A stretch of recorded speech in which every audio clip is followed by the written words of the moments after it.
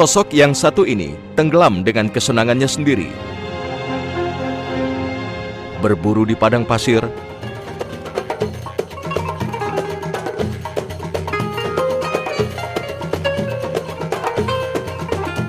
dan meminum arak. Seperti layaknya pemuda Quraisy pada zaman jahiliyah.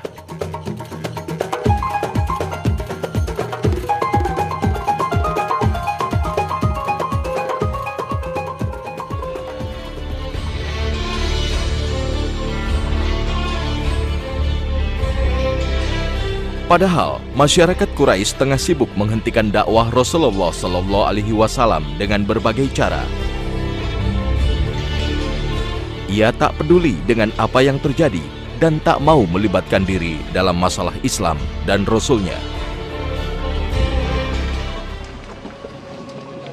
أبتي ما بك؟ القصة ذاتها قصة محمد. ما لنا ومحمد؟ دعوه وشأنه.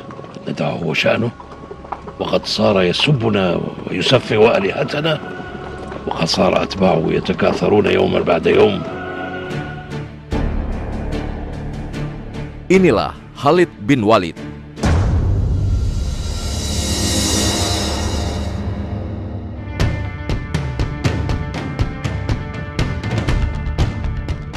Iqra bismi rabbikal ladzi khalaq. Baginya, Muhammad dan ajarannya layak tumbuh di Mekah seperti kepercayaan lain. Nasrani, Yahudi, dan Hanifiyah atau ajaran Nabi Ibrahim.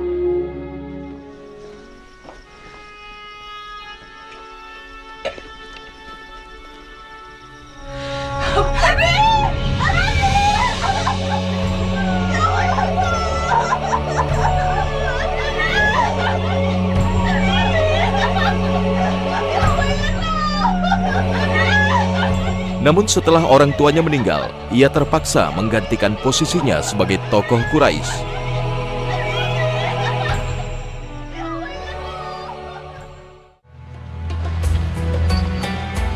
Ya Abu Sulaiman!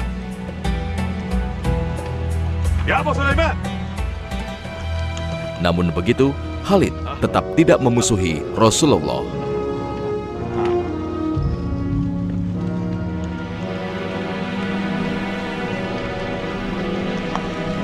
هو ذا بيننا خالد بن الوليد هو نفسه الوليد بن المغيرة بشحمه ولحمه.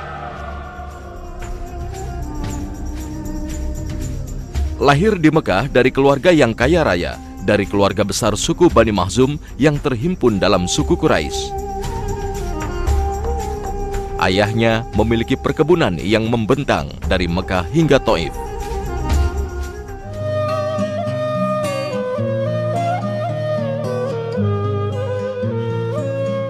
Al-Walid bin Mughirah itu ayahnya Khalid itu dikenal sebagai orang yang sangat dermawan. Bahkan kalau di musim haji dia tidak mengizinkan orang lain untuk menyalakan api dalam yang disebutkan.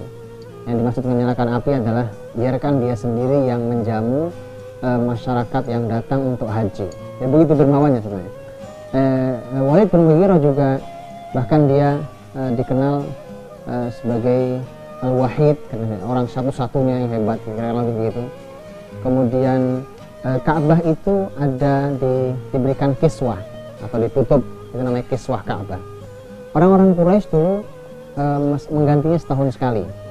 Jadi mereka ganti setahun dengan cara membayar bersama-sama. Tetapi Al-Walid bin Mughirah meminta agar setahun Quraisy yang bersama-sama mengganti kiswah Ka'bah, tapi setahun Walid minta dia sendiri yang mengganti kiswah Ka'bah dengan harta dia. Jadi saking kayanya keluarga besar Khalid bin Walid. Tugas dari keluarga besar Khalid adalah tugas militer. Jadi ketika Quraisy bersiap untuk perang, maka di sanalah dikumpulkannya persenjataan, kuda-kuda perang, kemudian berbagai macam perbekalan, pasukan juga dikumpulkan di sana. Jadi menjadi tidak aneh ketika Khalid lahir sebagai seorang ahli militer. Karena ternyata itu tugas besar keluarganya. Walaupun nanti Khalid sebenarnya belajar banyak tentang Al-Furusiyah, tentang kemampuan mengendarai kuda, kemampuan dia sangat ahli dalam mengendarai kuda. Sehingga nanti dalam banyak pertempuran Khalid itu selalu memimpin pasukan berkuda. Status keluarganya inilah yang membentuk pribadi Khalid menjadi seorang kesatria tanpa tanding dan menjunjung sifat kesatria. Khalid tetap menjadi dirinya dan tidak terlibat permusuhan dengan Nabi. Bahkan ia tidak melibatkan dirinya dalam perang Badar. Namun saat Quraisy ingin membalas dendam kekalahan perang Badar, Khalid terseret ikut dalam perang Uhud. Di perang inilah, ketangkasan dan kehebatan strategi perangnya muncul, berhasil menyelamatkan kekalahan Quraisy menjadi kemenangan.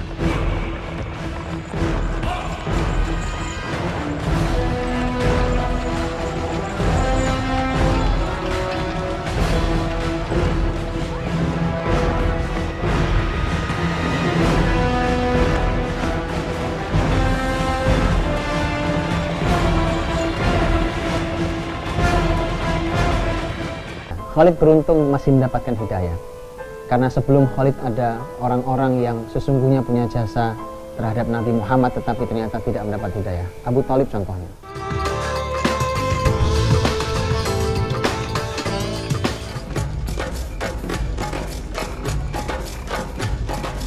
Sejak kemenangan di perang Uhud, Khalid menjadi tumpuan Quraisy.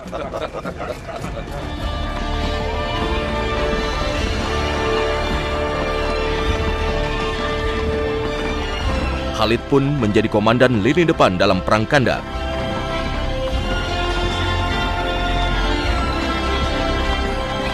Sebuah perang persekutuan Quraisy dengan Yahudi Madinah melawan Muslimin.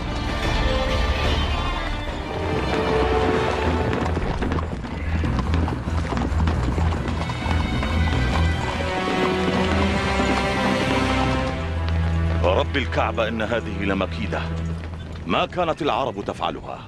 أليس فيهم مولى محمد سلمان الفارسي؟ هو فاعلها إذا قسما لأجعلنك تدفع الثمن باهظا يا سلمان.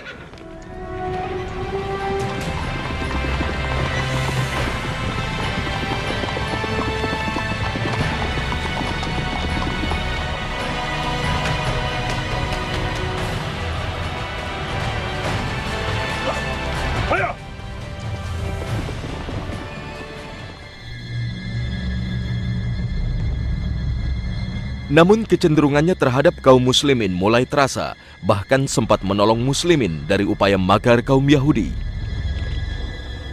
من؟ خالد؟ من هذا الذي يتحدث إليه؟ أبو عبيدة. انتظر يا أبا عبيدة.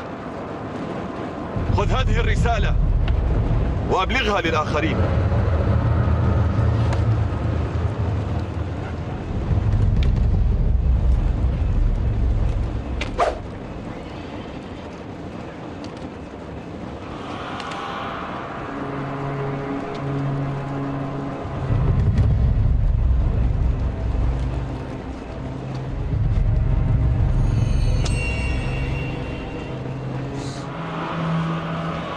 شكرا لك يا خالد. Kaum muslimin pun semakin kuat setelah Quraisy gagal dalam perang Khandaq.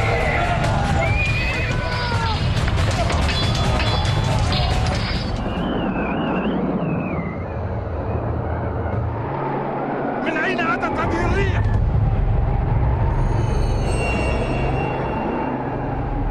خالد! خالد! هيا! لنذهب من هنا! Keraguan semakin kuat. Tuhan berhala yang disembah selama ini pun tak bisa memberi harapan. هبل! أنا ذاهب إلى محمد فإن كنت قادرا فردني.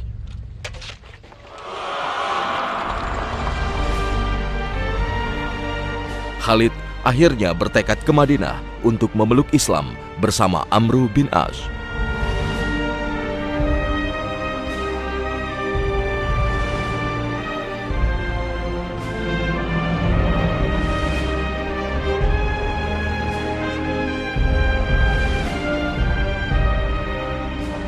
مرحبا بسادة قريش وقادتها. ومرحبا بإخوتنا في الإسلام. إنا نشهد أن لا إله إلا الله ونشهد أن محمدا رسول الله. هيا ولتعلنوها أمام رسول الله سيفرح كثيرا. هيا. Saat Nabi melihat kedatangan 3 orang itu, Nabi mengatakan, Alqat Makkah fil dzata kadidiha. Makkah mengirimkan buah hati mereka. Jadi oleh Nabi termasuk Khalid disebut sebagai orang yang ini adalah orang kesayangan orang-orang Mekah. Begitu istimewanya Khalid bin Walid. Jadi Khalid masuk Islam memang sangat terlambat. Kalau 8 Hijriah dia masuk Islam, artinya bertemu Nabi SAW paling lama hanya sekitar 3 tahun. Tapi dia mendapatkan pendidikan yang sangat serius dari Nabi SAW sampai dia menjadi orang besar. Ada catatan, mengapa dia terlambat masuk Islam? Ini yang harus jadi pelajaran bagi kita. Khalid beruntung masih mendapatkan hidayah. Karena sebelum Khalid ada orang-orang yang sesungguhnya punya jasa terhadap Nabi Muhammad tetapi ternyata tidak mendapat hidayah. Abu Thalib contohnya. Maka dari itu Allah yang Maha tahu bahwa hati siapa yang siap menerima hidayah atau tidak menerima hidayah. Biasanya kenyamanan ekonomi, posisi di masyarakatnya, kepemimpinan itu seringkali menghalangi hidayah masuk. Untuk itulah sebenarnya ada satu saran yang menarik, yaitu jangan menjadi orang besar dulu, jangan menjadi pemimpin dulu sebelum menjadi orang yang telah memiliki pertobatan yang baik, sebelum menjadi orang soleh. Karena saat menjadi orang besar biasanya sulit mendapatkan hidayah. Ya, tentu hidayah milik semuanya, tetapi seringkali ini menjadi penghalang-penghalang seperti posisi Khalid dengan semua kenyamanan hidupnya, dan itu menghalangi hidayah sehingga dia terlambat masuk Islam. Bergabungnya Khalid dalam pelukan Islam memang menjadi energi baru bagi kaum muslimin. Namun Rasulullah SAW tidak serta-merta memanfaatkan keahliannya di medan perang dalam berbagai ekspedisi penaklukan di Jazirah Arab. Keahlian perangnya baru diberdayakan dalam Perang Mu'tah. Setelah seorang utusan muslimin dibunuh pembesar suku Arab di Syam di bawah perlindungan pasukan Romawi. Turidu jawaban.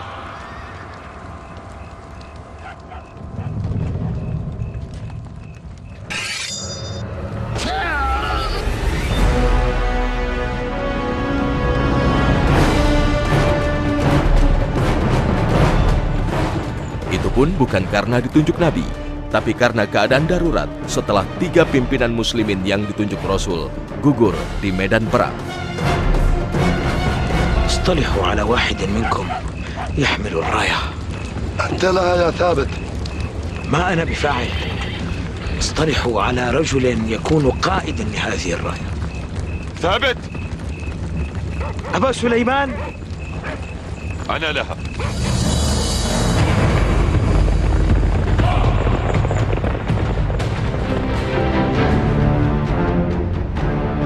Nabi mulai memberinya kepercayaan memimpin pasukan. Itu pun masih berskala kecil. Hal ini diantaranya terjadi pada penaklukan kota Mekah. Khalid memimpin satu regu pasukan dan merupakan satu-satunya barisan yang mendapat perlawanan dari kaum Quraisy. Khalid terus mendapat gemblengan langsung dari Rasulullah SAW dan tetap memberinya tugas-tugas militer skala kecil. Ada peristiwa yang dicatat di dalam sejarah ini juga pelajaran mahal buat kita, bahwa Nabi yakin, Nabi tahu persis bahwa Khalid adalah ahli militer. Tapi Nabi juga tahu bahwa Khalid orang yang baru masuk Islam, ilmunya belum banyak, dan pasti namanya ilmunya belum banyak, kalau dia membuat kebijakan bisa jadi bertentangan dengan Islam. Ada terbukti dalam sebuah pertempuran, dalam sebuah tugas militer, Nabi mengirimkan Khalid dengan pasukannya. Kemudian Nabi perintahkan, kata Nabi, Khalid tugasnya bukan untuk berperang, hanya untuk memata-matai. Ternyata sampai di tempat Khalid perang. Dia sudah melanggar perintah Nabi. Khalid berperang, kemudian mereka tawan. Khalid menawan beberapa orang. Kemudian oleh Khalid dibunuh orang-orang itu. Bahkan diserahkanlah ke beberapa sahabat yang di pasukan, mereka diminta untuk membunuh. Sebagian sahabat mau, sebagian Muhajirin Ansar tidak mau. Begitu disampaikan ke Rasul kisah itu, Rasul kemudian mengangkat kedua tangannya. Nabi mengatakan, Allahumma inni abra ilaika min fi'il Khalid. Ya Allah, aku berlepas diri dari apa yang dilakukan oleh Khalid. Ini kesalahan. Tapi itulah resiko. Makanya tetap ada hadis Nabi SAW yang harus kita selalu dengarkan. Nabi mengatakan bahwa khairukum fil jahiliyah khairukum fil Islam idza faquhu. Yang terbaik di antara kalian waktu jahiliyah dulu, seperti Khalid contohnya, adalah yang terbaik saat masuk Islam. Syaratnya adalah memiliki ilmu yang dalam tentang Islam.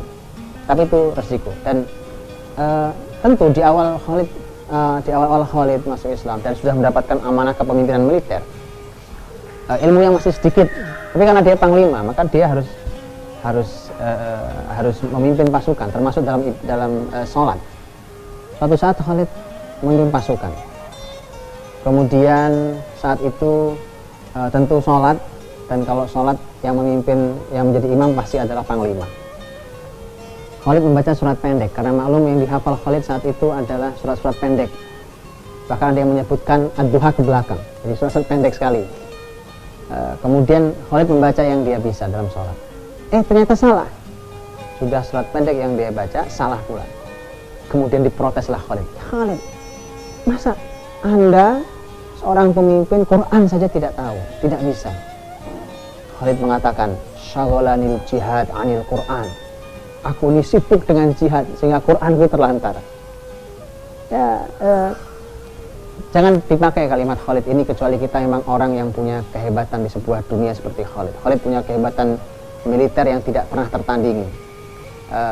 Dan berapapun setiap Khalid masuk pertempuran pasti Khalid menang. Asyhadu an la ilaha illallah.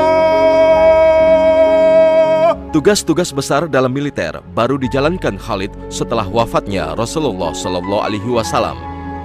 Asyhadu anna Muhammadan Asyhadu anna Muhammadan. Pada masa Khalifah Abu Bakar Siddiq, Khalid diangkat menjadi komandan memerangi kaum murtad.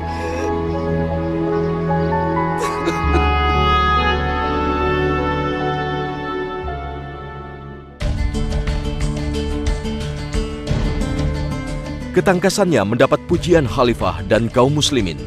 Namun begitu, Khalifah tetap menegurnya saat Khalid melakukan kesalahan. Sejak itu, karir Khalid terus melejit. Khalifah Abu Bakar menugaskannya menaklukkan Irak, Persia, dan berhasil menaklukkan negeri adidaya ini. Ketangkasannya semakin membius kaum muslimin. Bahkan Khalifah Abu Bakar memberinya kepercayaan untuk memimpin pasukan menaklukkan Romawi di Syam.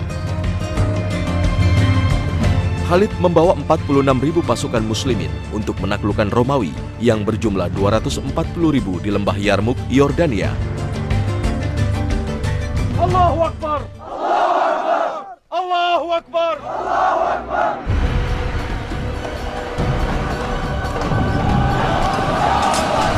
Sebuah peristiwa penting terjadi saat perang besar terjadi. Berkat kepiawaian Khalid, seorang komandan Persia tunduk dan memeluk Islam. صدقتني يا خالد علمني الإسلام هلم معي أعلمك الإسلام وأهلا ومرحبا بك أخا عزيزا في الإسلام. Khalid akhirnya berhasil menaklukkan pasukan Romawi secara telak. Kemenangan gemilang Khalid bin Walid di lembah Yarmuk menjadi gerbang penaklukan muslimin ke seluruh dunia di luar Jazirah Arab. Khalid bin Walid pun semakin dipuja kaum muslimin dan ditakuti musuh-musuhnya. Itulah mengapa Khalid kemudian dipecat oleh Umar bin Khattab dan digantikan sahabat lainnya, Abu Ubaidah bin Jarrah. Umar khawatir popularitas Khalid membuat kaum muslimin selalu mengandalkan Khalid.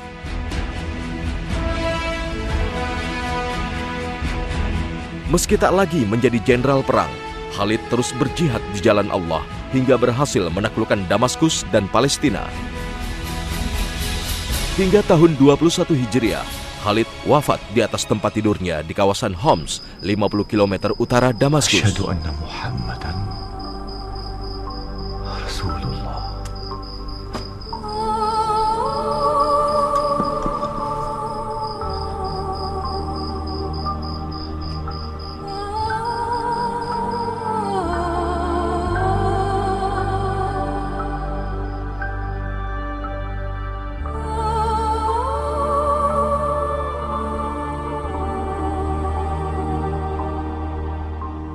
ini pelajaran buat kita semuanya bahwa mati itu pasti, tetapi penyebabnya bermacam-macam. Hanya Allah yang tahu. Mati itu bukan karena sakit, mati juga bukan karena perang. Ya, apa saja. Ada banyak orang yang sakit, ada banyak orang yang bahkan berbagai macam berkali-kali ikut jihad seperti Khalid, tapi tidak mati juga. Mungkin seperti Khalid, bahkan dia meninggal di atas tempat tidurnya. Mungkin ada orang yang sakit, tetapi kemudian malah sehat kembali. Ada orang yang sehat malah esok hari dia meninggal. Kematian datang kapan saja. Maka Nabi SAW sudah selalu mengingatkan kita. Kata Nabi SAW mengatakan, aktiru min dzikri hadzimil ladzat. Perbanyaklah oleh kalian mengingat sesuatu yang akan menghancurkan kelezatan dunia ini, yaitu kematian. Tapi perbanyak mengingat itu, karena semakin banyak orang mengingat kematian, semakin soleh orang itu.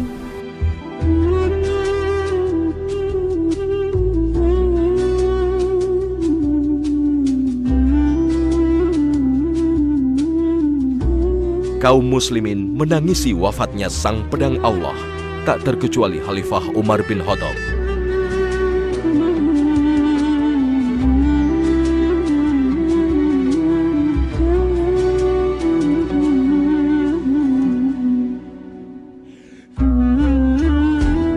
Hingga kini, tak ada lagi sosok langka yang telah malang melintang menaklukkan dunia.